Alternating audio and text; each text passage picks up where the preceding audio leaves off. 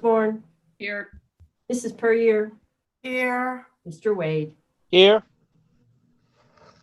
Okay, great. And then we're gonna go to the adoption of the agenda. I move we adopt the agenda. Second. Okay, any comments?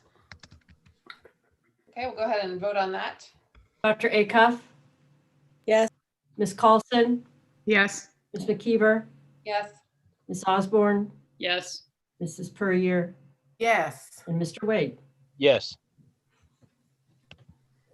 Okay, I understand. Now we're going to go to the public comment portion of the meeting, which the CATEC Center Board welcomes public comment. We ask that the public limit their comments to 3 minutes and tell us your name and your address before you start talking. So who's first on the list, Mr. Smith? We have Matt Richardson on the list, so I'm going to get him admitted. Thank you.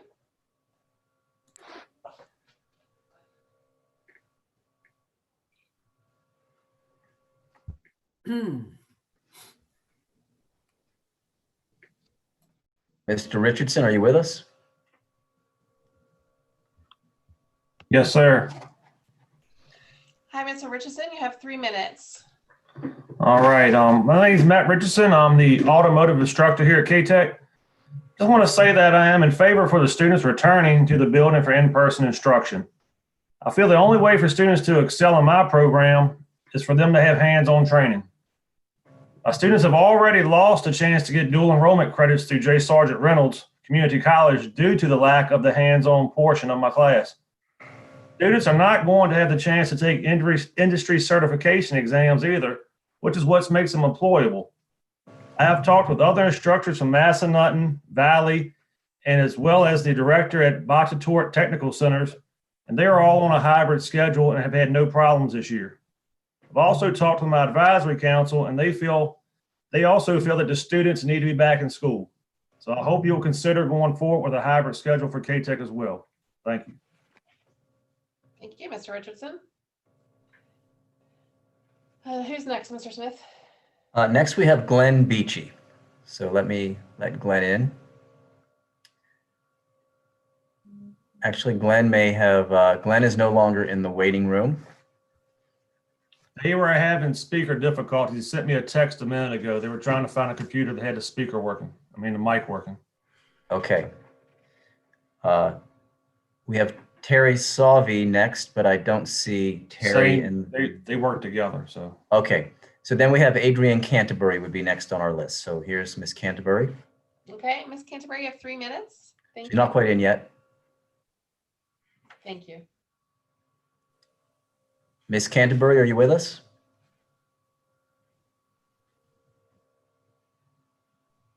Oh, there we go. Yes. Great, you have 3 minutes. Oh, it's up already? Oh, okay. Thank you for letting me address the board in terms of opening CATEC for the auto repair program. I'm a second-time CATEC parent, and I have just so much respect for the school. And of course, primarily believe this decision lies with the educators. They're the ones who know the environment and know what's safe and know what's not safe. I just would share that I'm in healthcare, and we have not missed a day of work during the entire pandemic. And I 100% understand how scary it is, especially in those early days where we took care of patients every day. But we've learned a lot since then. And I'm really proud to say in my setting, not one person who works there has contracted COVID, and we take care of 200 patients a day. That we've learned a lot, and we've learned how to keep people safe and a lot of the things we can do. So I'm just hopeful that in a hands-on learning environment that means so much to so many kids, there's some mechanism to allow for kids to go at least some of the time. I'm, becoming concerned as a citizen. I think I'm seeing a lot of my friends, a lot of people of means are all putting their kids in private schools. And it worries me just as a citizen of the educational divide that I'm really worried is going to happen in our community. And that's all I had. Super supportive of whatever you guys feel like you can safely accommodate. I think they're thinking 1 day a week, which is a great place to start. So that was it. Thank you so much for your comments. Thank you. Mr. Smith, who's next?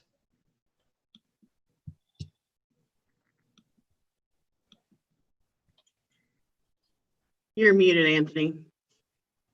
Thank you. Next is Mr. Dean Kurtz. He should be with us momentarily. Mr. Kurtz, are you there?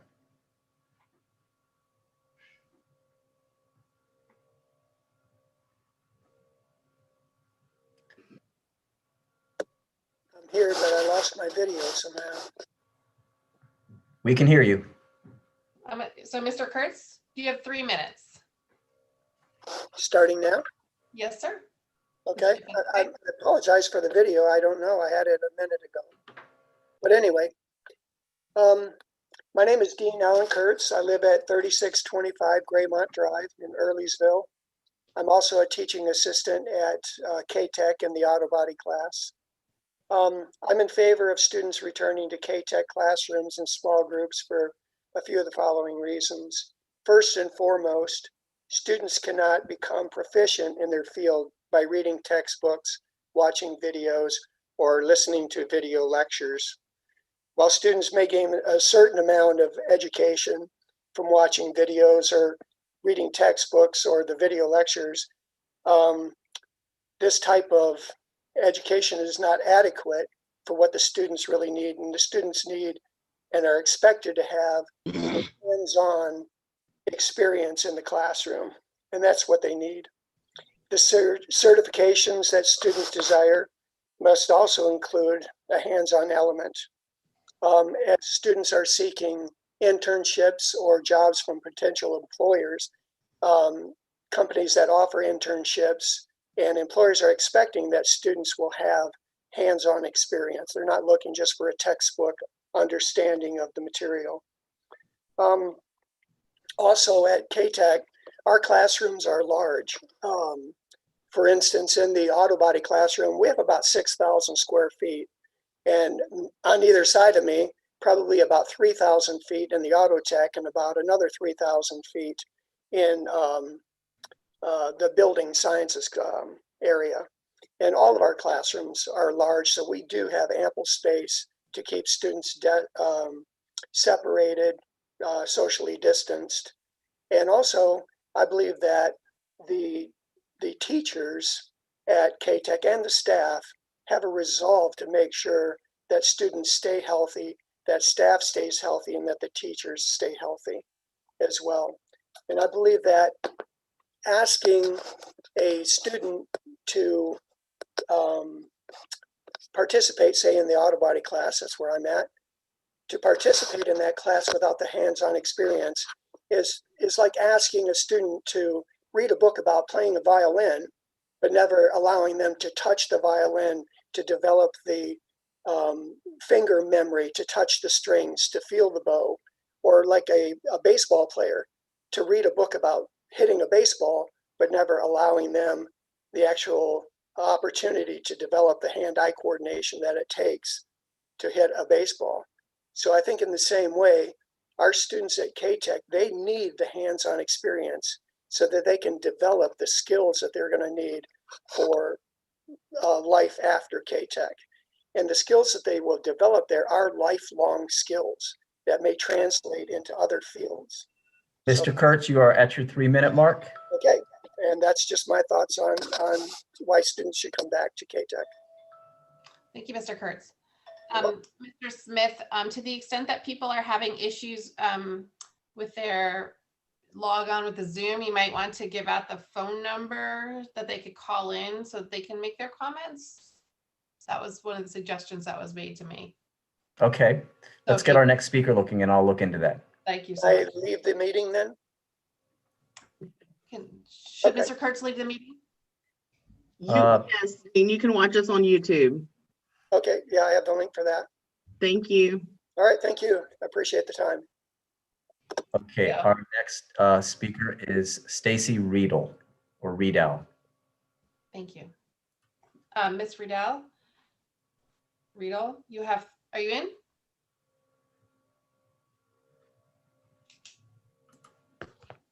Hi, Hi, can you hear me welcome. okay? You have Hi, 3 I'm minutes. Stacy. Go ahead. I'm Stacy Rita. My son Hunter Rose is a CHS senior who successfully completed the EMT program last year and is now in the fire program at CATEC. As a parent of a CCS student, I know that our mission statement is every learner, every day, every one. I also acknowledge and appreciate that this plan addresses the needs of every learner by making the necessary adjustments and modifications in order to make sure that we meet the needs of our CATEC students.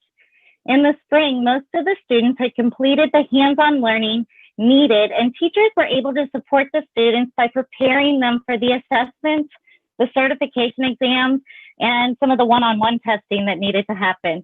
It wasn't ideal, but it worked, and Hunter became a nationally registered EMT. Hooray, and thanks to Ms. Kat Gardner. Without that practical experience, he would not have been successful. And that's what brings me here today. At the start of the school year, CATEC began with outside-the-box thinking to get the materials in their students' hands and provided authentic learning experience in the virtual classroom. And it's been a great start, but it's time to move into the realm where the students need to start getting some practical skills. Their instructors, staff, and students all know this. They're advocating for it. And thanks to the leadership of Stephanie Carter and her team, they've created a plan that I believe will allow for it to occur in a safe environment.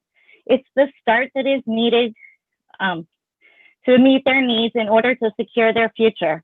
This plan is fulfilling the vision of every learner, every day, and everyone that CCS embraces.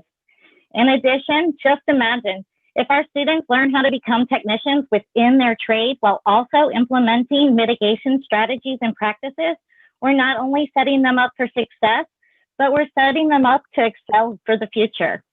For example, an EMT that knows and practices safety procedures as a novice practitioner will also become an expert practitioner that implements safety procedures routinely and consistently. In conclusion, the students at CATEC have different needs and circumstances. Even though Charlottesville City Schools may continue with virtual learning at the moment, it's still the right thing to do for students enrolled at CATEC. I have total faith that Director Carter and the CATEC staff can meet their needs, provide the safety, and help them achieve success for certification in the future. Anything different would be holding back their future and closing doors or opportunities. So I thank you for creating this reopening plan, and I implore you to support the plan. Waiting would only be holding off and possibly closing doors for our students. Thank you, everyone, for your time and consideration. And I know that my son is looking forward to returning to CATEC as soon as possible. Thank you so much for your comments. Who's next, Mr. Smith? Next, we have Glenn Beachy, who was supposed to speak previously. Glenn is now back with us. I'm going to admit Glenn. It will take just a second here. Thank you so much. Glenn, you have 3 minutes once you're in. Glenn, are you with us?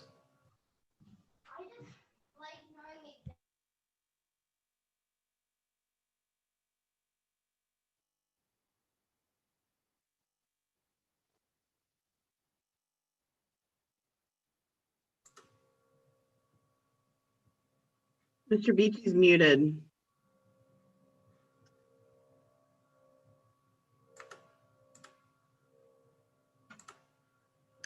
I have asked Glenn to unmute. There we go. This is Glenn. Can you hear me now? Yes. Perfect. Yes.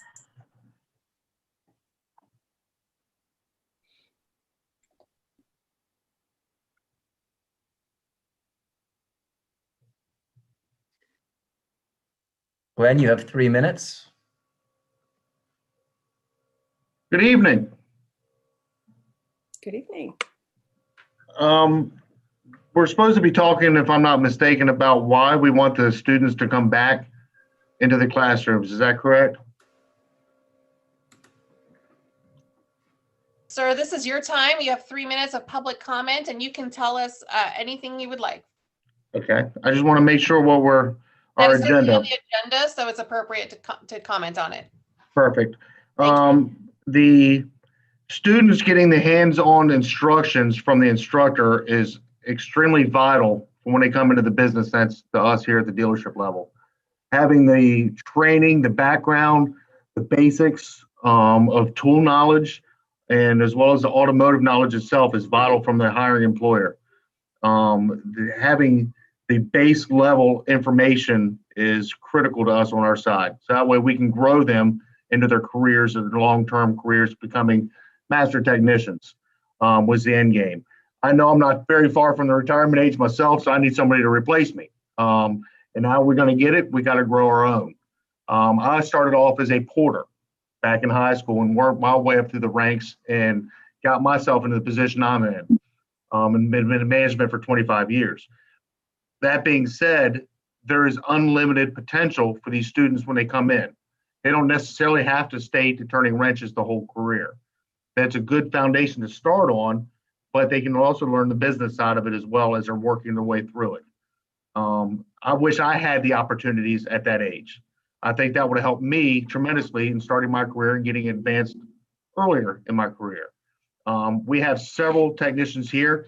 Terry is my shop foreman. He's here with me as well, and he went to this CATEC school. And for him to come into my shop foreman position and become a master technician is wonderful. And sooner or later, I want him to take my position and become into service management as I advance in my career. But it is vital for these students to have a base, an instructor that can tell them yes, tell them no, this is safe, this is not safe, this is what we need to do and how we need to go about doing it. Having that at that age is critical. When they come into the actual shop areas, if they don't even know what's safe, slip fall hazards, those type of things, chemicals, those are all basics that they need to know before they come into the building. If they don't have that foundation, it takes a lot longer to get them up and running. So that to me is critical for them to have the instructor led back at the school. Is that all your comments, Mr. Yes, Beachy? ma'am. Yes. Thank you so much for your comments. May I just ask one question, Jennifer? Mr. Beachy, did you identify who you are? I mean, I'm assuming you're with the dealership. Correct. I apologize. My name is Glenn Beachy. I am the service director at Malloy Ford. Thank you. Thank you for everything you do to support our students. But of course, I'm fairly new here to Malloy Ford. I was the president of the B&E Council for Henrico County School Systems through Hermitage Tech High School and automotive program. I'm looking forward to a long-term relationship with CATEC and getting these students up and going. Anything I can do to help, I'm in. 100%, Well, we really I'm in. appreciate it. No doubt we'll be calling on you. Okay. I'm here to help. Thank you so much, Mr. Beachy. No problem. Mr. Smith, who do we have next? Well, first I do have a phone number. Oh yeah, thank you for doing that. Go ahead. So the phone number, and well, this is thanks to Megan Panic, actually. Oh, thanks, The phone number is area code 646-558-8656. Should I go ahead and repeat that for anybody who is jotting it down hastily here? It's hang on.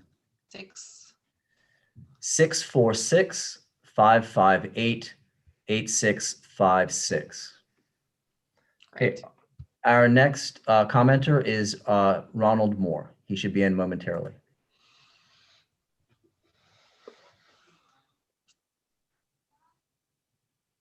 Mr. Moore, are you with us? Mr. Smith, we're going to get some music. All right, I think I'm here. All right, everyone hear me? Hi, thank you. Hi there, my name is Ronald Moore, and I'm the auto body instructor at CATEC. And I wanted to join with the community and fellow teachers to talk about three main reasons why I'm in support for CATEC going back face-to-face. Engagement. I got three areas of engagement. Number one, engagement for relationships. We all know that students need to build relationships with fellow students and with teachers, because if we can't build those relationships, we can't teach them anything really. So we need that engagement face-to-face. Second is engagement with CATEC as a culture, as a community. So it brings that real into the student's life, feeling that they actually are part of CATEC, part of the course they have chose to take. So it's that total buy-in, that face-to-face I've been hearing from my students. They just don't, it doesn't seem real to them. It just seems kind of fake, my students told me. So they're really needing that face-to-face to build those relationships and that culture for CATEC. And lastly, as we heard from the industry, we are a hands-on training facility for all of our trades, and especially auto body. The students need to perform hands-on tasks, those entry-level tasks, as Glenn talked about. And all the knowledge is very important, which we're getting now virtually, but it ultimately is going to come down to, can the students perform basic functional tasks that they need to have hands-on instruction to be able to support that, and for us to go through those steps and make sure they can work safely, number one, and number two, perform those basic tasks in all of our programs. So I believe, especially in auto body, I am lucky and privileged to have a huge facility for auto body, and I am not worried at all. We can social distance at great lengths in my program, and I believe it would be a safe environment for them to learn and to help succeed in those endeavors they have. So that's a little bit of what my students asked me to send forward to you as the board, and they are really excited at possible opportunity to go face to face. So I thank you for your time and consideration. And that's what I got. Thank you so much, Mr. Moore. Appreciate your comments tonight. No problem. Thank you. And for your advocacy for your students. Absolutely. That's what it's all about. Yeah. Mr. Smith, who do we have next? You're muted. Mr. Smith is muted. Yes, sorry about that. Kat Gardner is next. And sorry, Kat, I've been watching the waiting room. I had forgotten you were actually in the meeting with us. So Kat, you are up next. You're muted now, Kat. Never going to get used to that. Muted. I'm actually speaking on behalf of Bobby Elliott, the fire sciences instructor for CATEC. He is traveling and left a statement for me to read. Mr. Elliott says, I would like to give my support for CATEC to open for students for the second quarter. As the fire science program instructor, it is important for our students to return so they get the hands-on skills training that they will need to be successful in the class, prepare for state testing, and for those students who are now entering volunteer fire departments in our community this fall. I feel that the ACPS has put in place a plan that will keep our students and teachers safe. At CATEC, we have added additional steps since they will be handling tools and different types of equipment. For the fire science program, I will also be following additional steps set by the Virginia Department of Fire Programs, as we will be conducting emergency type training. As a part-time instructor, I have requested Mondays and Tuesdays as the day my students would be at CATEC. With the class broken down into 2 groups, a lot can be accomplished in that time. And the other 3 days, they will have training through the blended learning program that I use in fire science. As always, thank you for your support for my program and to CATEC. Thank you, Ms. Gardner. Appreciate it. On behalf of Mr. Elliott. Are there any other commenters, Mr. Smith? We have nobody in the waiting room right now. We did have one other person on the list, but I do not see Terry Salvi, but Terry is not in the waiting room right now. Terry is with me logged in at the same computer since we're both here at Malloy. I can bring him in here to speak if you wish. He's right here with me. Yeah, I mean, he's on the list if he would like to make a comment. This is his Have him time. right here. Great. I'm Perry Stovey, shop foreman here at Malloy Ford. I work with Glenn. I also am the mentor for one of your students that's already in the program, Tyler Morris. I also am a graduate from CATEC. Many years ago in '93, I graduated. and worked my way up to the shop foreman's position, going to extended colleges through that CATEC gave me the option to take by meeting through some recruiters and everything through CATEC. The biggest thing for getting the kids into schools to allow them to start getting the hands-on base for us, as I'm coming back as a technician and working with a mentor or even being sent into the quick lane.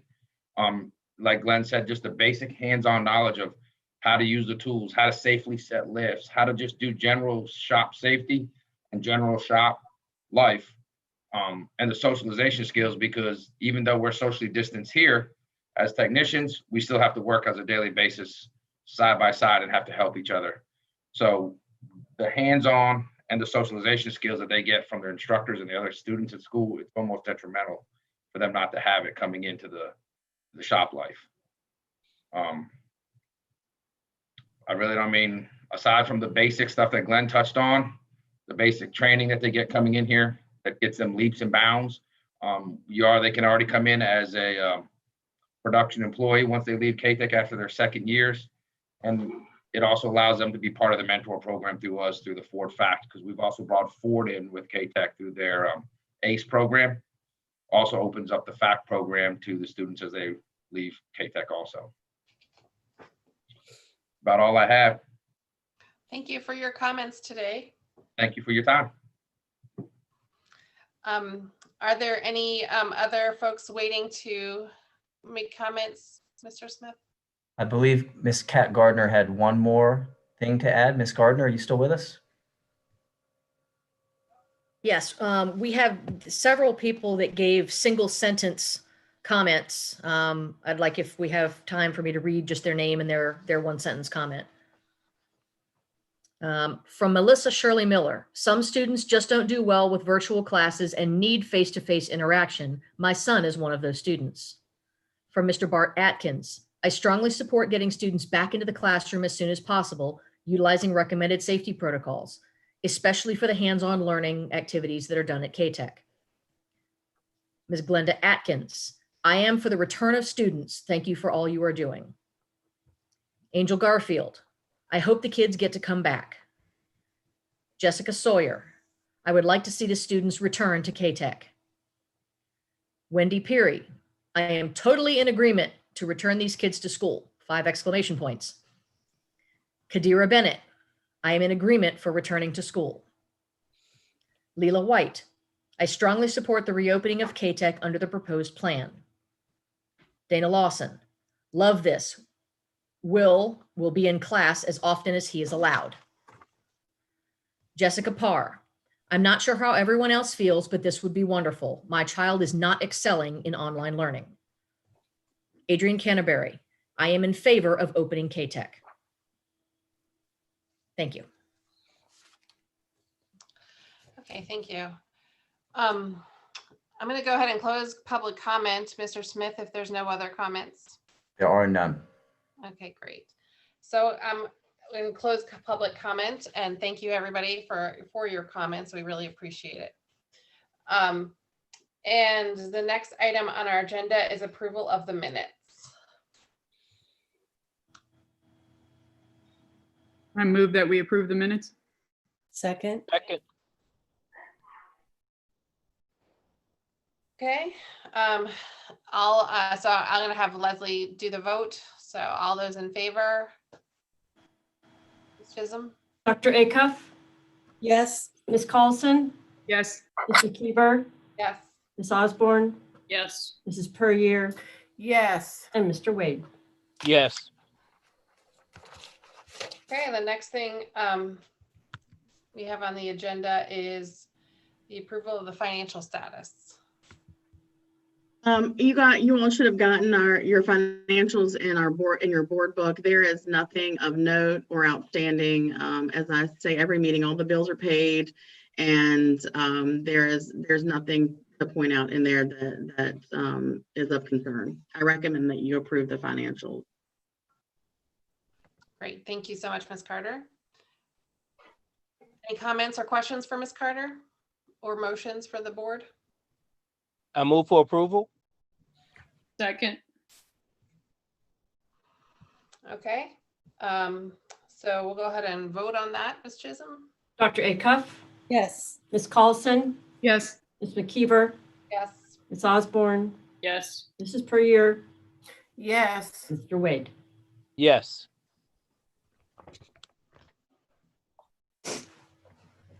Great. Thank you all so much for that. We are, Ms.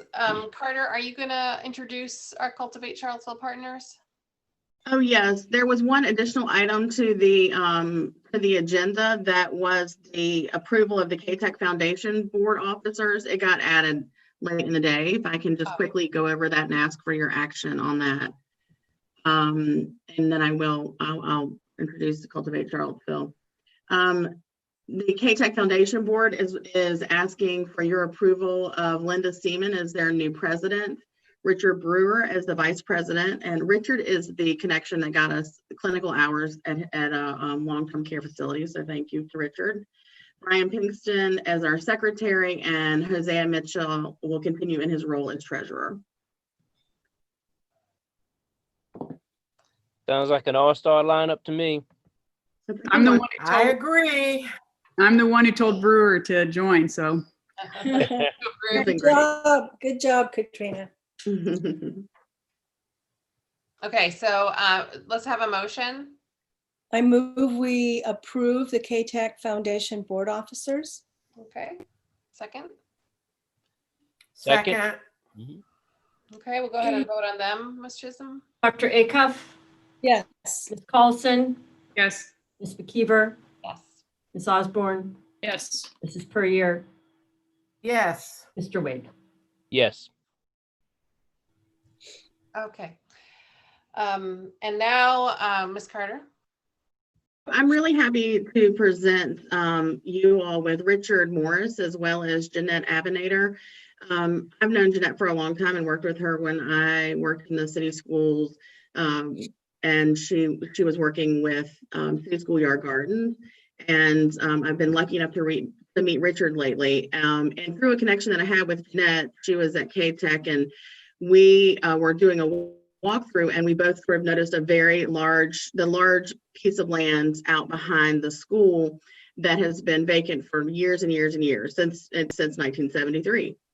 And so I always just value the importance of a garden. I think it could bring a lot to our school. There are tons of interdisciplinary purposes to entering a partnership with Cultivate Charlottesville. And I'm really pleased to let Jeanette and Richard share with you their vision of a partnership for that space behind CATEC. I'll hand it over to Jeanette. Mr. Morris and Ms. Abby Mather. Thank you. Hey, welcome. Would I be able to share my screen? Sure. I'm going to make you, well, Anthony might have to make you co-host, and then you can share your screen. Richard, you ready? Here, Yes, go. I am.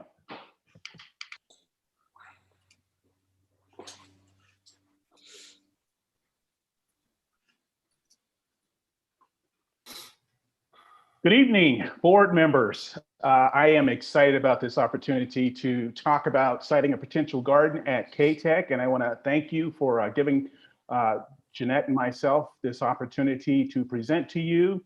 I am the Farm and Food Roots Program Director with the Old Urban Agriculture Collective, a program of Cultivate Charlottesville.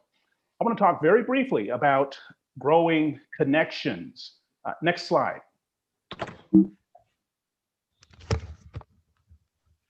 Next slide.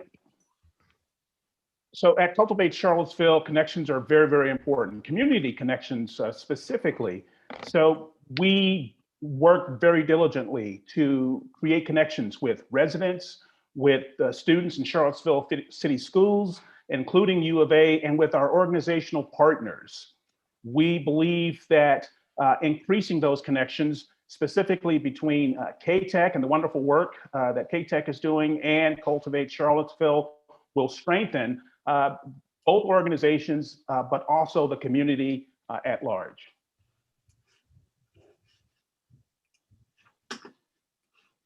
So I'll give you a little bit of background. Stephanie, thank you so much for the introduction.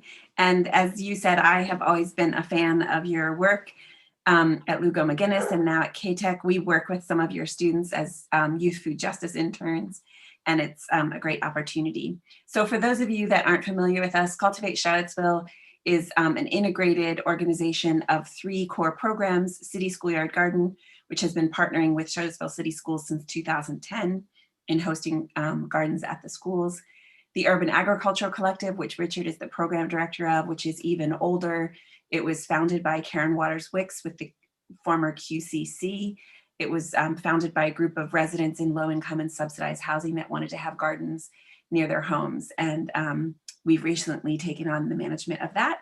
And then the Food Justice Network, which we launched in 2016. The Food Justice Network is a coalition of over 35 organizations that work somewhere along the food system. And we're working together to address racial inequities in the food system and to build a healthy and just food system overall. You'll see this is our mission here. We engage youth and community in building equitable, sustainable food systems through garden-based experiential learning, growing and sharing healthy food, amplifying community leaders, and advocating for food justice. And so many of these core components of our mission align with what CATEC is doing. So one of the reasons why we're reaching out to CATEC is because over the past 10 years, the Urban Agricultural Collective has grown at 3 sites: the large farm at Friendship Court, which many of you have probably seen as you've driven by, a property at South First Street, and then the current smaller area on 6th Street.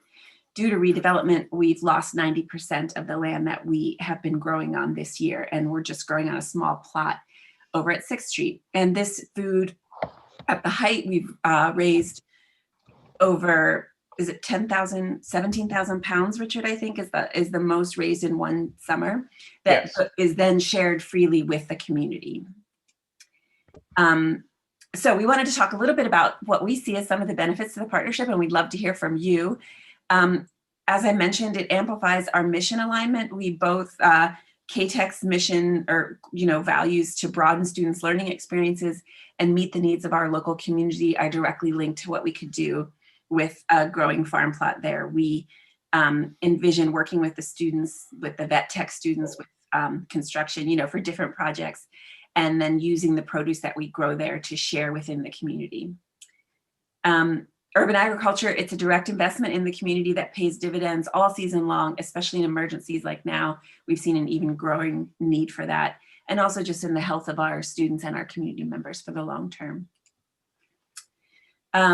We feel our work is grounded in partnerships. Dr. Atkins, we've been partnering with the Charlottesville City Schools since our inception, and it's such an important part of how we work.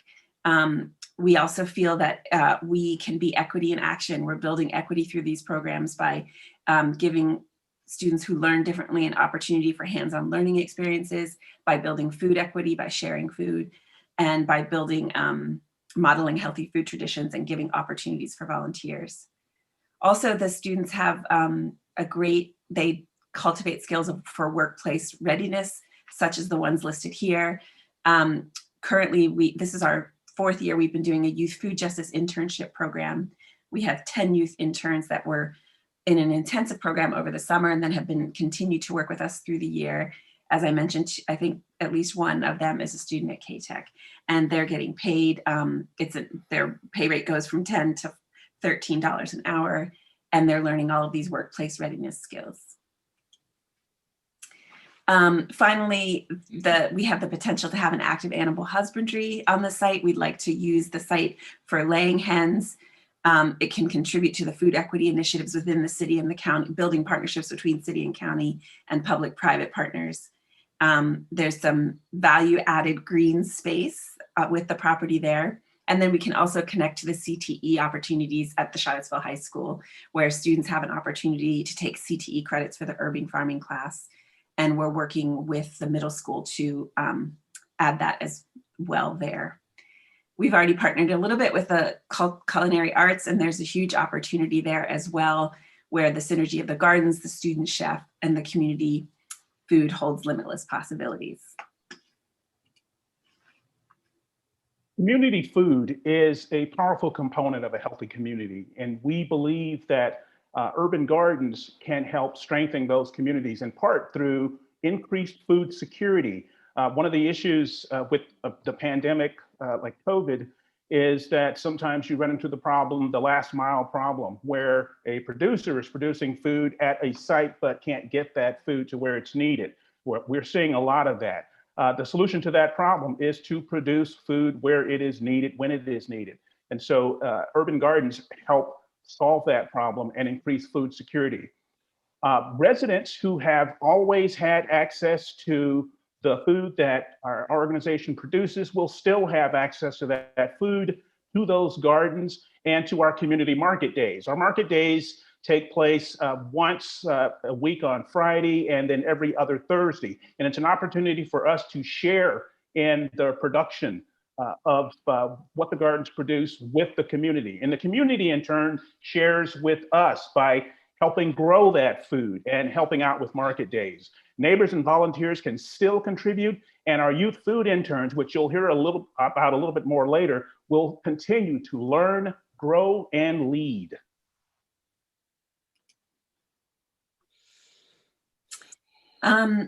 So as I mentioned, we will also be able to connect CATEC with our large partnership network. We have relationships with over 50 partners, some which are listed here through the Food Justice Network, as well as through our activities. And we already have a pitch from Building Goodness to work with us if we were to be able to grow on this land, to use the fence as one of their investment projects. So they are looking at a proposal to help build the fence as an idea. These are some of Richard's amazing potatoes right there. Just to give you a very, very high level overview of some of the logistics involved in a potential garden at CATEC, garden size could be up to 8,000 square feet. Typically, we would need access on weekdays and some Saturdays. One of the things I've learned working on a farm is that whether it's animals or you're growing produce, there are no days off. But for the most part, weekday mornings and Saturdays, possibly when it's pretty hot during the summertime and we need to come in and water. The methods that we use, we follow a pesticide, herbicide-free approach, low to no till, deep bed, biointensive, rotational growing. I like to think of it as better than organic. All of this maintenance will be taken care of by the Urban Agriculture Collective. Of course, we appreciate and look forward to volunteers in the garden, our youth interns in the garden. There's also engagement, programming with students, staff, and community. And as you can see at the bottom of the screen, a typical day in the garden might look like what you see there. Work starts around mid-morning. There might be some planting. Whenever we have other people in the garden, whether it's supervising interns and volunteers or leading tours, our staff takes care of that. There might be some watering and weeding and harvesting.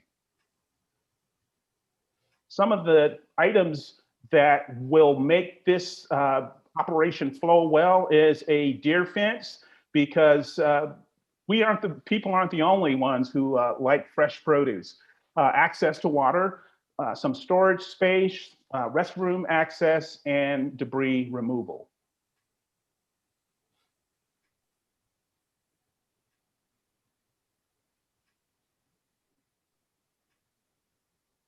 So we wanted to share a little bit about our food justice interns. As I mentioned, we've had youth from Charlottesville High School, from CATEC, and one or two from the county work with us over the past 2 summers and during the school year.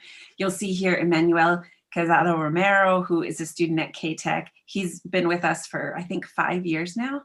And one of the things they do is they learn about food justice. They learn about leadership. And they made these cards to share that speaks to. So Manny's quote, "A lack of food insecurity means better lives, bigger smiles, and less hungry people. That is what food justice will do." And so we would be excited to partner with CATEC to further our food justice efforts. And I just wanted to take a minute to introduce you to our garden team. Jennifer is our farm manager. Michael is our operations manager. Nicholas is a farm assistant, and there's me at the bottom. And the big picture on the left there, this is the garden. This was high summer. So as you can see, we had a lot growing out there. This year, we're on track, growing in the very small space that we are. We've produced about 3,000 pounds of food. We've served close to somewhere between, I haven't tallied all the numbers up yet, but somewhere between 600 and 800 people over the course of the season. That translates to hundreds of families and lots of meals. And then I just wanted to share a slide of some of the donor partners that we work with, so you can get a sense of the breadth of support for this work. So, Stephanie, I hope that covered some of the points you wanted us to address, and please feel free to ask questions.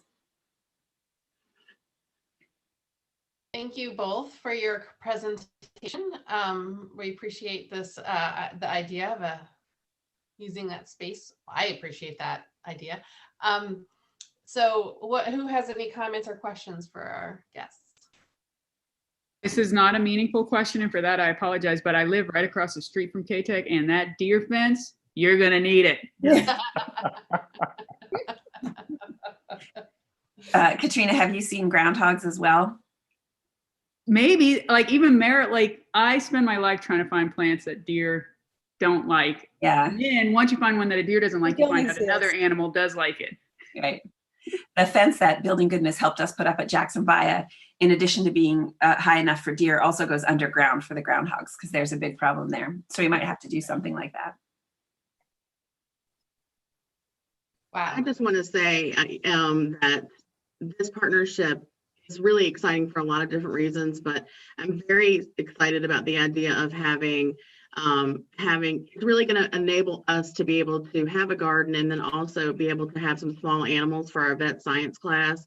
What's made that really inaccessible in the past is who takes care of them over the summer and over breaks. And if we can coordinate and work with the Cultivate Charlottesville to make that happen, it'll open up a ton of opportunities for our students to get some great hands-on experiences.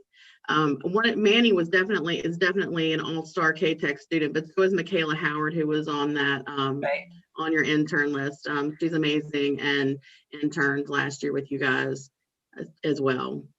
But I just want to express my support. Ross Holden is on here and has suffered through this whole meeting just because he's the county attorney and he is graciously agreed to be here and listen so that we can try to come up with an agreement that works. My recommendation, if you read in the board book, is that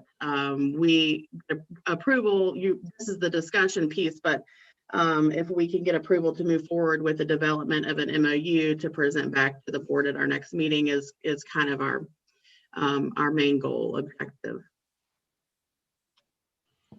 This is Juan Wade, and I'm not sure if I can vote on it or not, but I can, express support for it because I am on Cultivate Charlottesville board. I started with Charlottesville Schoolyard Garden, and we morphed into Cultivate Charlottesville, and I support what it stands for, and I just like the potential for the collaboration here of maybe doing some of those building type of things, fencing things, so many things that the students can get hands-on in addition to the intern. So fully support this as well. But I don't think I I won't vote on it, but I'm in full support of it.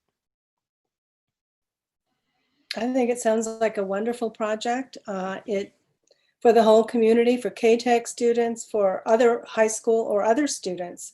I can see field trips of our elementary or middle school students. And I know Dr. Haas really likes the idea of the chickens. Sorry, Matt. He has a few at home. I could provide a workshop on chickens. Right. We can have some pre-raised chickens. Jeanette and Richard, I just have to say that was a great presentation too. I learned an awful lot about your program. It's quite a program. I know you're proud of it. You all should be really proud. Thank you, Dr. Haas. Thank you. And for our Where else? culinary arts students too, the food to table, that whole movement, whatever. I think it's exciting. I want to also say thank you, Jeanette and Richard. Great presentation. We appreciate all you're doing. I tell you, that summer garden, was that cabbage, Richard? Those big leafy. Those were collards. Were those collards during the summer? Collards. Wow. Yes. All right. I just want the ones from the fall. And have you ever considered planting fruit trees? Yes. To go along with your garden? Yes. In our Friendship Court garden, which we no longer are operating at, we had apple trees, pear trees, plum trees. It was amazing. And so that opportunity, we also had a berry orchard, so all kinds of berries. So yeah, there's so much potential. Yes. I don't think I mentioned the reason why we lost the 90% of the land was due to redevelopment. You all probably figured that out, but because the way the housing development sites are being redeveloped, they're of course wanting to not displace people. So they're using the land that the farm was on for the first building. So the issue around fruit trees, we do have a lot at some of the city schoolyard gardens, but we're expecting that this partnership will also be short-term based on some of the feedback that we've gotten from Stephanie, if that's correct. So that would be something to consider, like what is the long-term, what do y'all think in terms of the amount of time that we might be on this land would depend on what we would put in there. Thank you. I definitely want to, I think the MOU is something that we need to move forward with. It makes sense. I do think, of course, details are important, but I'm fully supportive of entering the negotiations. And I know all the good partnership, all the good work that could come, even if it is short-term, which like short-term in Charlottesville time is like 30 to 50 years. So, fruit trees might be perfect on there. Yeah. Well, the land's been back there for 40. The land, CATEC opened 3 years before I was born. So it's been back there for a while. And I think, we're pretty safe to say it. I just wanted to be clear with Jeanette and Richard very upfront that I don't know, I don't know what the future holds, but we are definitely looking at a minimum of 5 years. And I feel comfortable saying that off the bat. And then moving forward, we'll just see how it goes. Yeah, makes sense. Any other comments or questions for? So then we would have for our December meeting, the MOU to approve? I would say it's your garden planning for the next spring season. I would say that's the goal. Richard has been in touch with me, and I think and what we would do in this time while it's still, we would try to make some steps forward with having Building Goodness come and look at mapping out the fence, and we're trying to get some of the preliminary work done so that when hopefully we have an MOU that you all approve in December, we are able to hit the ground kind of running. That was the timeline that we discussed. Richard and Jeanette, do you all feel like that's a reasonable timeline? Yeah. Yes. I think Building Goodness is wanting to start their projects as soon as possible. So sooner might be better, but we're going to work with what we've got. Well, it sounds like you have a strong indication that we're supportive. And I guess Ross must not be on the paperwork. Well, we don't meet again until December. So. Well, thank you all. It was really good to meet some of you that we haven't met before. Thank you, you. Thank you. Bye. Okay. So do you have the guidance you need for moving forward on that, Ms. Carter? Yes, if I like, I have support, and we will begin working on an MOU to present to you all in December and hopefully get the partnership approved then. Okay. So we'll put it on the agenda for their action in December. So do you need a motion, Ms. Carter, or do you just need general consensus? What do you need? I would defer to you guys about that. I don't know if it's an item that needs to be voted on. I wonder if it doesn't need to be voted on, that we're going to I guess it's saying that we're serious about the partnership. So, Mr. Holden, do we need a motion for Ms. Carter to move forward in developing the MOU or not? I would say not. I think that if you have consensus now, you can take a vote when the MOU is presented to you, because that will be the way we move forward. Okay. So, Ms. Carter, you have the general consensus. Go forth. Thank you. Give us a garden. Thank you. I'm so excited. And building trades can do a small hen house Yeah. next spring. And Matt can make us a souffle or a quiche for the next joint board meeting. Okay, I also think that we all are going to need to go out there and remove the debris. I think that's important to note. We have like a volunteer day. But yeah, let's move on to the CATEC reopening discussion. Okay. So as Albemarle County voted to move into stage 3 recently, following that discussion, we started having a discussion about what reopening at CATEC looked like. And so I wanted to share my thoughts with you all so that you guys can kind of know where I'm coming from and how we think we could approach this. And I would love to have a discussion at the end of the presentation about what you all think. So when we started looking at some of the criteria that was put in place by ACPS for bringing students back in, when we have a number of students that have WIDA scores, we have a number of students that have IEPs and that probably would be considered disengaged. And so when we kind of drilled down on some of those numbers, we were looking at about 100 students. And that led into the discussion of, if we're going to open up the doors for 100 students, is there possibility of opening up for all of our students? As you heard from our teachers and our community partners, the hands-on part of CATEC is really critical. So some of the things that we discussed, a student schedule would be partial face-to-face. We would recommend opening doors Monday through Friday. Students would be divided into 4 groups. So Monday through Thursday, you would have about a quarter of our students. Each day you would have a different crew.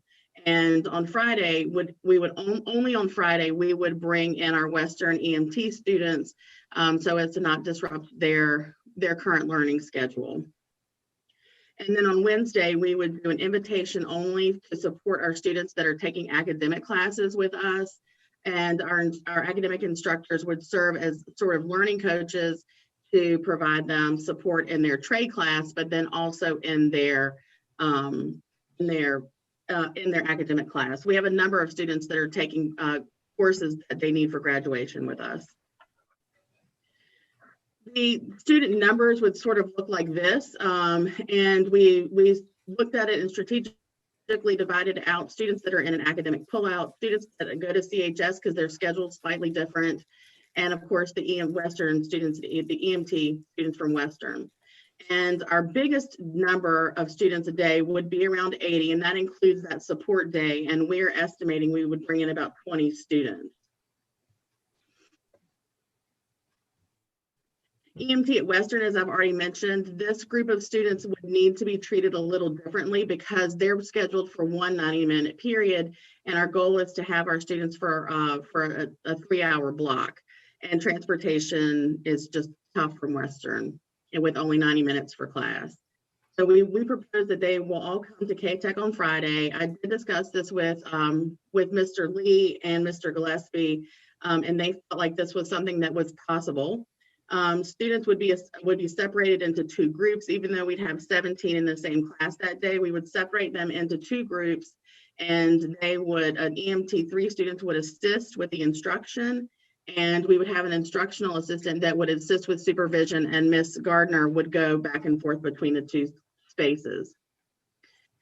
The other Charlottesville High School students are CHS students. I shared some ideas with CHS administration, and we've created a schedule that would support transitioning from all online to hybrid as appropriate, as we've done with all of our other classes and students as well. A remote only option is available, and we would have to make sure to release our CHS students by 12 so that they could get on their online courses.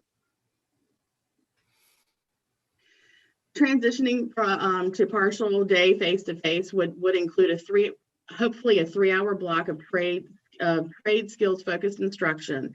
So our students would have a 3-hour block to come in and to go into their labs and to practice the skills that they need to be able to sit for their certifications. We would continue to utilize the flipped classroom model. I know I've shared with you all that since we shut down, Megan Panic has really helped our teachers get trained on flipped classroom model. And so we will continue to use what they've been trained for and training toward. Office hours, PD, and teacher planning will continue on Friday with the exception of Ms. Gardner, and we will work that out. Obviously, we would evaluate the plan quarterly, and if Albemarle County reverts to stage 2, we would revert to where we are currently right now at this moment. Obviously, all of this leads into how do we keep it safe? Above all things, we want our students to learn. We want our students to get all of the skills and certifications they need, but the most important part is that they are safe. We will strictly enforce the mask policy that's been put in place by Albemarle County. As you saw, the numbers are small, and as you heard Mr. Kurtz mention, our lab spaces are very large. So having 6 or 7 students in our lab spaces, they can definitely social distance and maintain a safe space.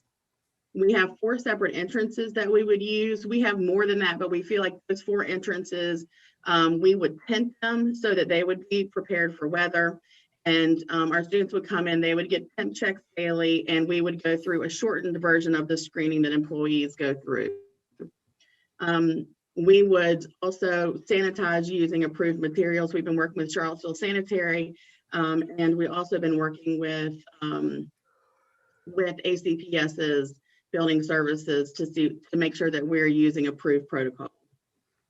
We have in the email that I sent you all, I kind of gave you the heads up that we are going to begin the installation of a school-wide air purification system that is supposed to begin on Thursday, and should be fully installed by the beginning of November.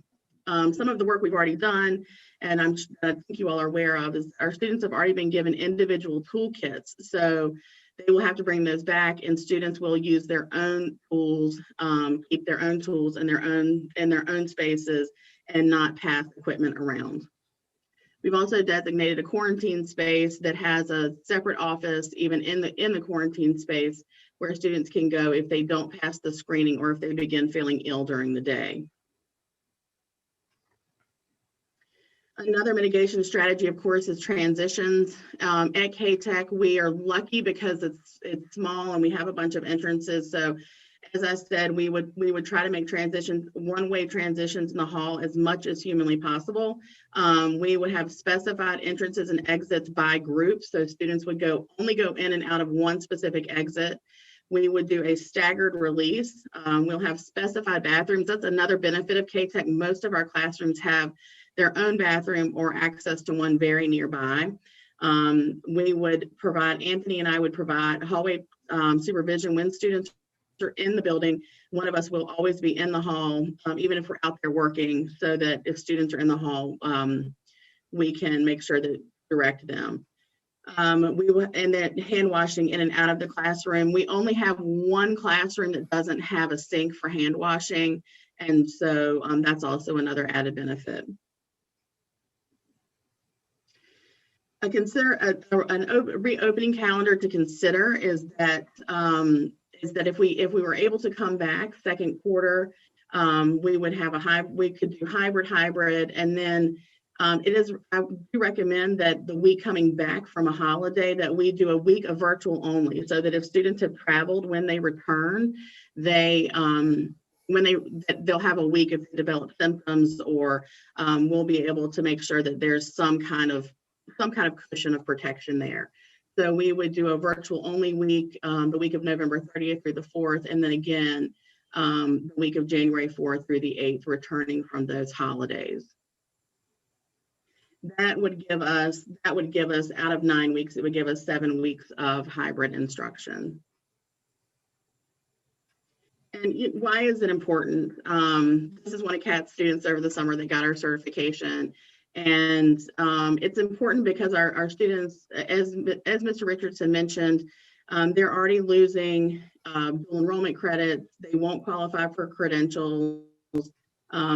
I worry about our financial impact on our students if they want to pursue these career fields, being able to afford that post-graduation when it's all free right now.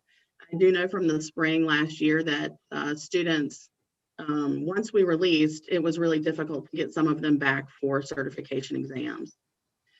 So, and our surrounding technical centers are in session. And so I also have a concern that they won't be as competitive as some counterparts in the region. So I would just open it up for discussion of next steps and look the center board to see what your thoughts are. Okay, can we take off that PowerPoint? Absolutely. Great. Does anybody have any initial comments for Ms. Carter? Okay, so I would be supportive of this. I think the planning of it is quite thorough. So I would be supportive.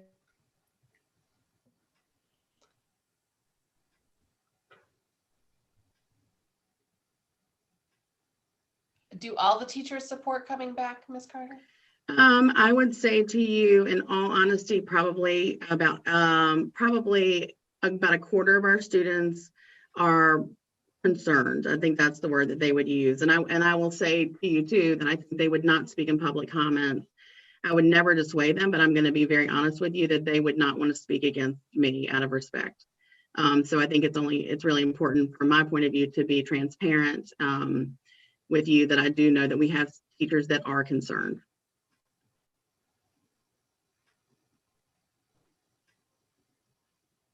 Yeah, this is Juan Wade. I think it's very compelling, the public comments that we had from parents and teachers and our partners in the community of the particular impact of CATEC having in-person classes. I think that the plan that you have seems very reasonable and doable, and that I just, I don't know how it all would work with if we decide to stay virtual, just continue to talk with Eric over at the high school and the central office to coordinate. I feel comfortable with your cleaning, process, what you plan to do there. But if we can get this, particularly these students doing hands-on work as soon as possible, I will be in support of that. Ms. Carter, I have a couple of questions.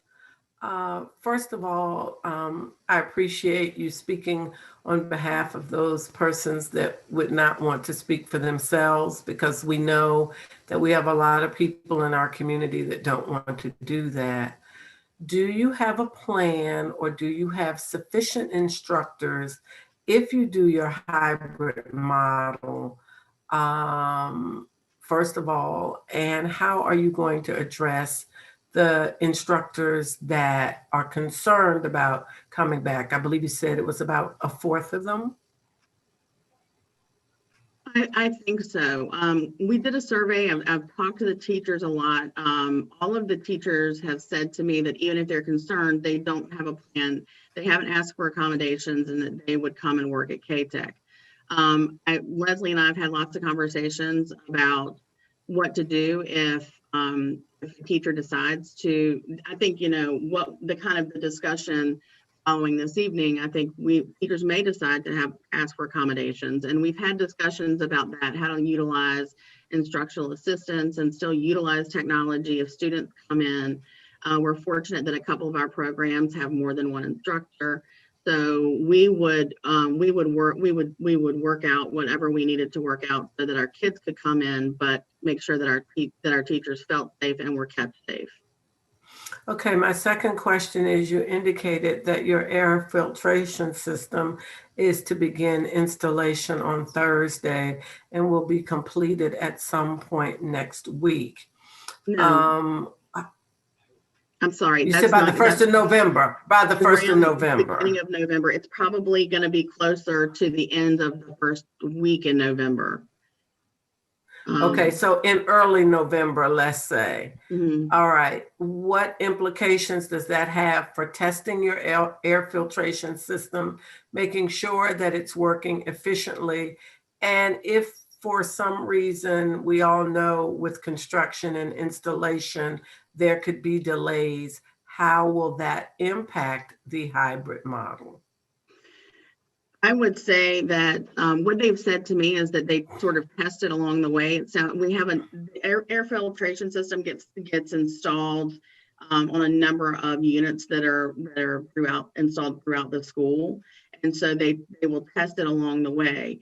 If in my opinion, if it is not in or it's not functional, or we feel that it's not doing what it needs to do to keep everybody safe, then I would say we don't open. I think it is a critical component to safety. And so I would say that it would, we would have to be in communication with parents that we would delay the hybrid model until we know that it's up and fully functional so that everyone is safe. Okay. I have no problem saying that. Okay, and one last question. I appreciate the information that you've shared with us regarding mitigation. Are there sufficient funds in our budget to cover mitigation? Because we're talking about mitigation once we have a number of people in the building, particularly with the cleaning of your restrooms and the cleaning of the classrooms, regardless of the fact that the individuals are social distance. This is going to have an impact on the budget, and adequate training of your custodial personnel to accommodate the mitigation. How do you see that from a professional standpoint as it relates to all the people in the building, including yourself, and the training of the custodial staff and or of instructors, because they may have to do some mitigation in between classes? Well, so the way the schedule is set currently, we would only have one session running in the morning of high school students. We have a clean schedule that would require where our custodial staff would clean the spaces that are used for adult ed in between. But we only have one round of high school students a day. So we should have enough time, plenty of time in between when teachers exit and students exit if it's 1 o'clock, and when evening classes start around 6:30. As far as the budget goes, when we knew, it's the changing from hybrid to virtual happens sort of late and kind of in the game. And so when we have reserved a significant amount of money in our budget to fund the COVID mitigation with PPE, sanitation supplies. We also have funding to hire part-time temporary help for the 2 weeks between students returning and Thanksgiving. After Thanksgiving, our adult education program will not meet. They'll meet in one space only. And so we won't need that temporary help until adult education classes resume, is our thought. But I do. So you feel? I'm sorry, I don't have an exact number, but I can get that for you. I do feel we created a budget based on all of our students on an every other day hybrid schedule, and so I feel very confident that our funding can support what we need. And you feel that you have sufficient supplies to do the hybrid model at this point in time? Yes. Okay. And things available for students who may forget their mask, or teachers who may forget their mask, and things of that Absolutely. nature. Our thought was that the tinted entrances, the 4 tinted entrances will be set up with carts, and they'll have hand sanitizer. They'll have masks. So students that come in without a mask, they will get one there before they ever go in the building. And there'll be a thermometer there as well for us to take their temperature before they enter the building. Okay, thank you. You're welcome. Ellen? I support this. I do have a question about transportation. How is transportation going to work? Well, I mean, I think one of the biggest pieces from this is if I have support for this plan, I need to speak with Dr. Atkins and Dr. Haas, and we have to come up with a plan. A lot of our students drive, but we certainly will have to depend on our base school divisions to help with transportation.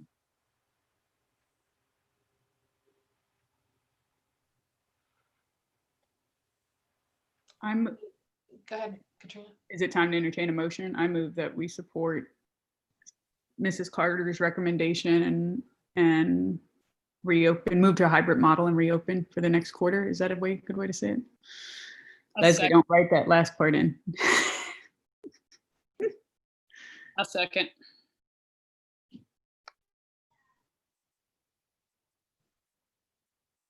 I'm really ambivalent about this, Stephanie. Like, I really want to support you. I want to support the students. I want to support the teachers and our community partners. I have to go to work every day, and so I recognize like what we're trying to train our students to do is to be good employees, frankly. And part of that is trying to feel safe in an environment that will literally never be safe. 100%. And that is, a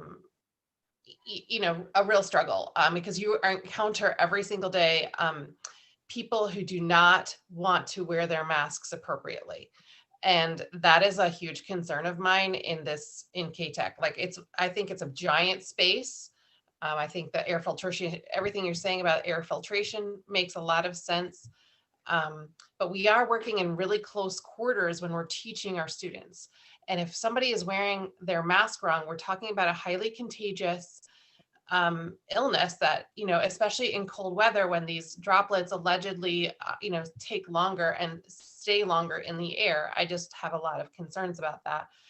And the fear and like the lack, especially among teenagers who just don't have any fear, right? They have no fear. So in some sense, I worry that we're giving them a false sense of security by saying, oh, you just come to school. I hope that I will support your efforts to provide services to your students.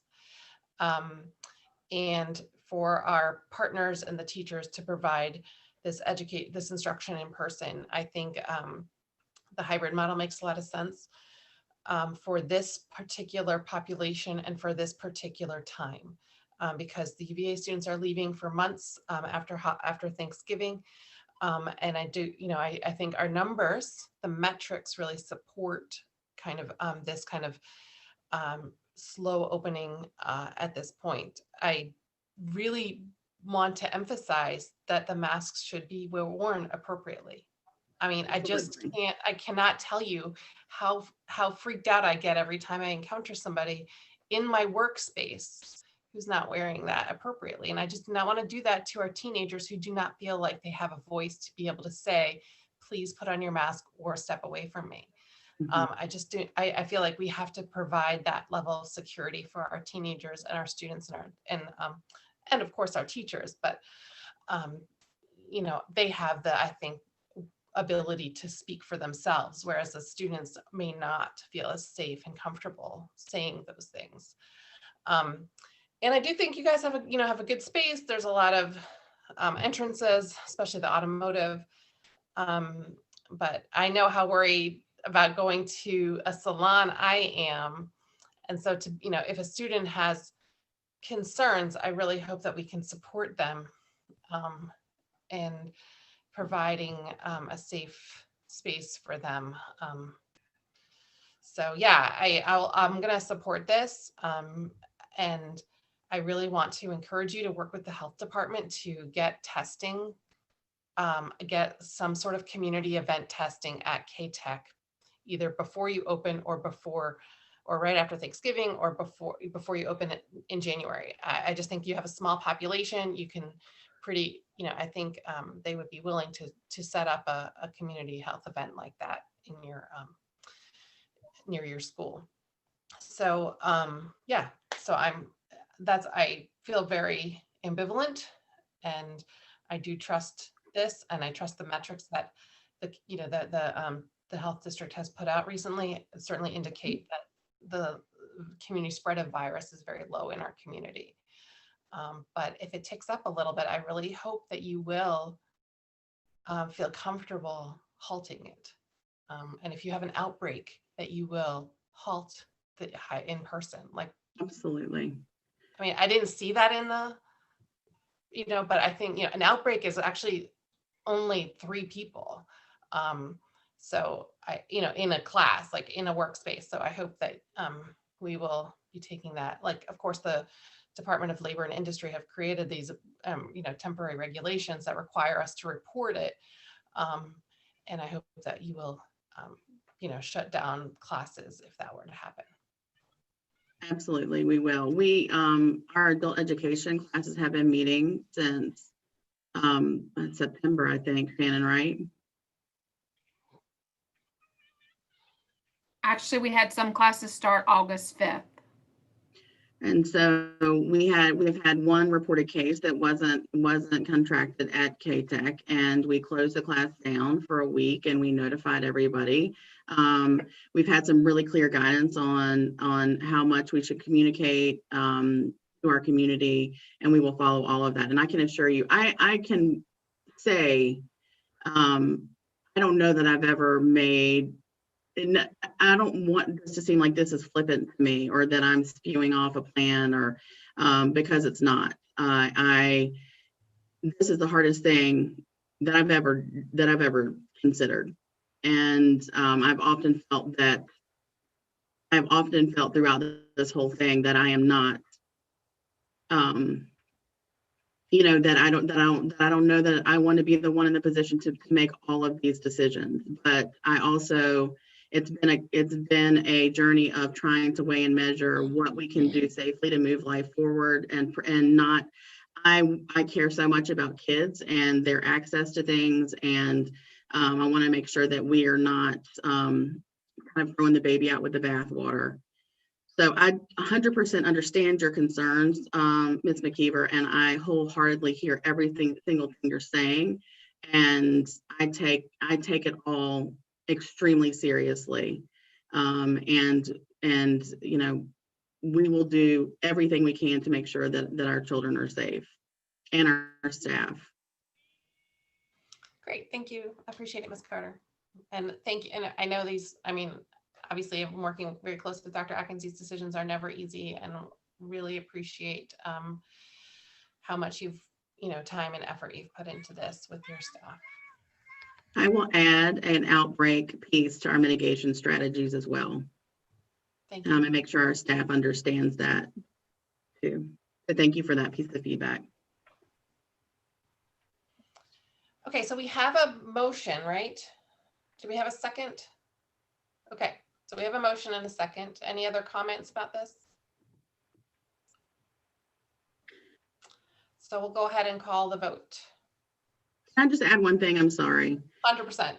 Okay, I'm thinking now that we're really wanting to push forward we were wanting to open up on November 9th, but I'm wondering if between the air filtration system, like Ms. Pereira mentioned, trying to work with Dr. Haas and Dr. Atkins on transportation, if it makes more sense for us to push the opening until post Thanksgiving holiday and bring our students back for in hybrid before we go for winter break, and then we'll break for winter break. And it'll give us some time to kind of regulate and get our feet on the ground and give our teachers really time to prepare for this transition. I mean, just so you know, when we talked to Dr. Atkins about the transportation, like the transportation needs like 3 solid weeks to plan. So it makes perfect sense to just the transportation alone, I think, is going to require some time. Go ahead, Dr. Acuff. My only concern with that is how much more would that jeopardize the ability of our students to get certifications? I mean, we are offering, hands-on, and it seems already that some of them have been have the gap has impeded that. So are we offering them a path toward certification, but not really, because we're not opening? What would be the academic harm if they didn't come in sooner?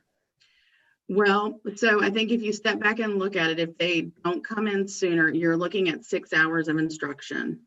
So they would miss 6 hours of hands-on instruction. And my recommendation, if organizing transportation, if making sure the air filtration system works and making sure we have all of our ducks in a row, cost those 6 hours, I think that we would have to either add it on to the summer. When I spoke with Dr. Atkins earlier today, he said, don't forget you have the summer, you have second semester, you have the summer. And so I think that we will just have to be creative on how to regain those 6 hours. I think that it would behoove us to slow down a little bit and make a good plan and make sure everything is safe, instead of pushing it and then not having everything where it needs to be at the risk of somebody's safety. Is now what I'm thinking, listening to the feedback. Stephanie, I would also want to encourage, I don't know how you feel about this, but voluntary meetings outside of school time, that your teachers and your students could work together, have to be equitable, of course, but provide not forbidding people from being able to meet in the school, before December 1st, for example, after the filtration is set in place. I feel like if transportation is the only limiting factor at some point, letting teachers have this space to be able to meet with students who can get themselves to school, outside of school hours, potentially, whatever. Make something work. If they have a pilot or something that they want to propose, I just don't want to thwart those efforts. If you're thinking about, Jennifer and Stephanie, the 6 hours, often when you are in a face-to-face environment before COVID, if things had to be made up, instructors and students worked out a time, whether it was on Saturday or whether they did something on a day when school would normally be closed because it's a teacher work day, or the school is closed for whatever reason, I don't know, elections, since they're coming up.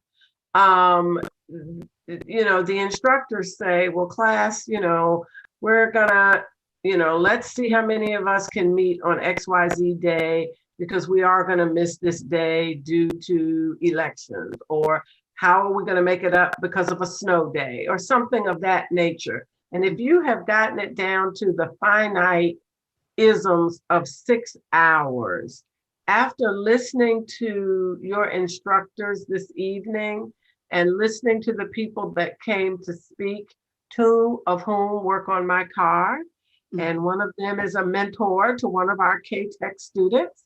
And so my vehicle, yes, and it's running, Matt. My vehicle is running and passed inspection and all of those things. I think that there is a way that we can figure out with our brilliant little minds how to do the 6 hours in order that the concerns that Kate has expressed are not lost. In other words, that the students are not behind the 8 ball, they are with the 8 ball or in front of the 8 ball. But transportation is important because there are some students that don't have the ability to get there. I think that one of the things that we do have that's a resource that we could leverage is Fridays. Students have office hours, but they may be willing to come into CATEC to make up some of that time. on a Friday when they don't have class, so that we're not impinging on their day school courses as well. Okay. Any other, I feel like with, given the concerns and feedback of the board, but also the support of the board, I'm comfortable giving you the flexibility about your timeline, if that's a reasonable, right. So if the 9th doesn't work, but the 14th does, for whatever, I want to give you that flexibility. Thank you. If that's okay, Katrina, like with respect to the original motion. Thank you. And with respect to original motion, I certainly think so. And Stephanie, you have latitude in a lot of these places to do whatever you think is right and safe. It sounds like you certainly have the right objective in mind. I'm comfortable taking a vote. Okay. Any other comments or questions? Great. So Ms. Chisholm, we're going to go ahead and take the vote. Dr. Acuff, Yes. Ms. Carlson, Yes. Ms. McKeever, Yes. Ms. Osborne, Yes. Mrs. Puryear, Yes. and Mr. Wade. Yes. No pressure, Stephanie. It's been a no pressure year, no problem. No pressure. Just make it all work. Just make it all work. That'll be great. Thank you so much for your willingness to bring that to us and to be an advocate for your students and your teachers. And it really means a lot that you've done all this work. So thank you. Thank you. Okay, I think we have a funding request is the next item. Yes. It feels like that should be the end of the meeting, but now I have to propose our budget for 2021-22. I hope this will be a pretty simple presentation. So the 21-22 budget this year is, we're going to continue our focus. We're going to continue building the future of CATEC, our focus on high interest, high demand academies and next steps for CATEC. We're going to continue investigating a full day pilot. We do have a number of students this year, as 3 students that are with us for all of their remaining classes. And so we hope next year to have more of an opportunity to drill down and really look at that as a full pilot. We're going to continue with our integrated academics, our focus on work-based learning opportunities, on building business partnerships, as well as embracing instructional practices focused on rigor and relevance, and continue building student support services. Our funding request this year, when we wrote this budget, we were really considering the fact that we don't know what revenue will look like. We don't know how the virus is going to continue to impact our local economy. And so we tried to write the most conservative budget possible to keep our positions in place and our current programming in place, but not to ask for very much additional funding. You will see that we have reduced our classroom instructional budget down about 8.6%. And while we know classroom instruction is our business and it's what we do, a lot of the things that we purchased this year in preparation for going virtual are not consumable and will not need to be replaced. So we sort of built up our cash with the money that we had from last year left over when expenses were low after the closure, and so that we can operate on a reduced budget, the classroom instruction budget. It will not impact our teachers' classroom budgets, their individual classroom budgets. We are keeping our technology request the same with no increase. The Office of the Director total, we are asking for a 3.818% increase, which is in line with the cost of living raises that may be possible. We're kind of putting that there as a placeholder. Also in this line is the payout for prospective retirement. And so those things combined bring our request. We put a 3.18% increase in that line. We have a 1.82% increase in fiscal services, which would include a salary salary, the cost of living increased. We did work with Albemarle County and were recommended to just sort of think about having 3% increase for cost of living. That's just the potential. We know we're the first ones to put our budget out there, and that can change, but we did put a placeholder there of that amount. Our vehicle operation total, we know there's going to be an increase in our insurance, so that accounts for that increase there.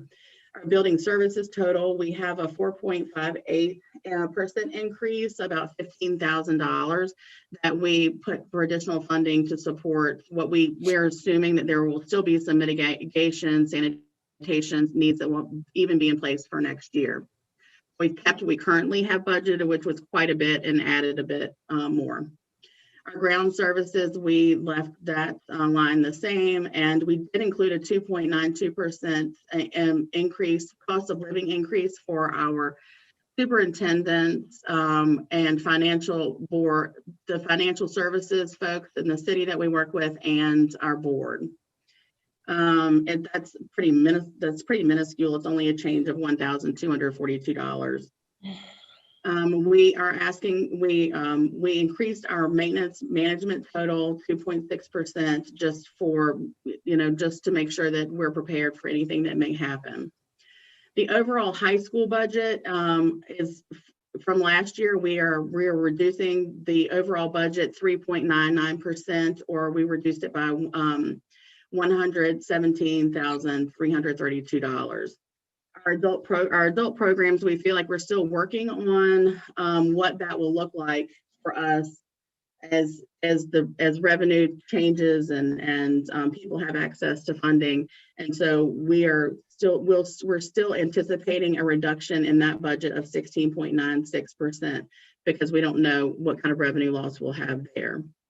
Our total expenditures for the 2021-22 school year, $3,124,842. Sorry. And an overall decrease of 5.1%. Our revenue overview, we use a 4-year enrollment average. The overall ask from Albemarle County will be for $1,857,144. I cannot get these numbers out. I'm sorry. $1,857,144. Or an increase of $83,969. And that is an increase of 4.74%. The request from Charlottesville City is for $575,358, or a decrease of 0.75%. And if you recall from Anthony's enrollment, our enrollment from the city is less proportionally than it is from the county, which accounts for the higher ask from the county than from the city. We are going to only use $80,000 from our fund balance, which will leave us with about $300,000, which keeps us in line with the best practice of our fund balance. And that is a huge reduction from what we used this past year. We're anticipating a very modest increase from the Virginia Department of Education of $65 for a 0.04% increase. In our adult programs, we are anticipating an increased revenue of $31,540 as Ms. Shannon Tomlin works her magic to bring in some more revenue this year. Our other funding sources, we are anticipating a decrease, and well, this is a decrease, but it's actually an accounting function because we have always counted reimbursements from community colleges as revenue, and we're changing the accounting function so that it's actually counted as revised expenditures. So the total budget request is down 5.14%, and you can see the pie graph over here, and the majority of our budget is from salaries.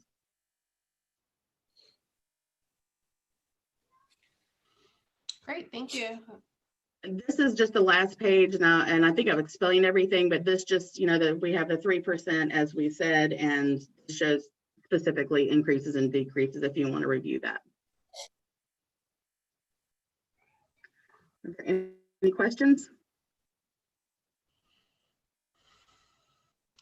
Ms. McKeever, I have a question. Yes, ma'am.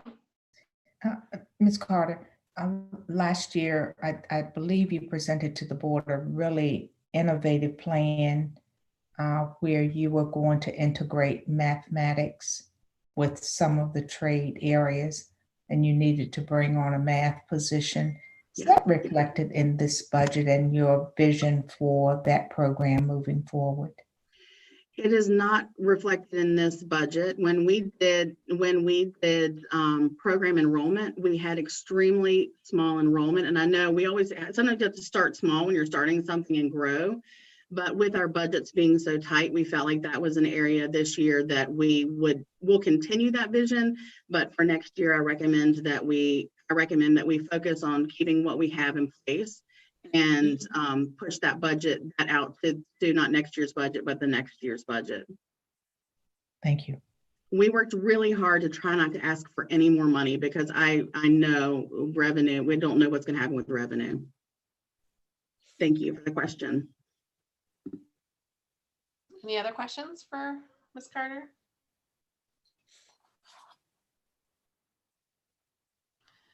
Okay, thank you. I guess you'll come back in December with a little bit more firm, and then we'll approve it at that point. Is that right? Yes, I think it's on the it is on the agenda for action in December. Great. Okay. Is there any other business? Seeing none. Jennifer, do you have an update on your son?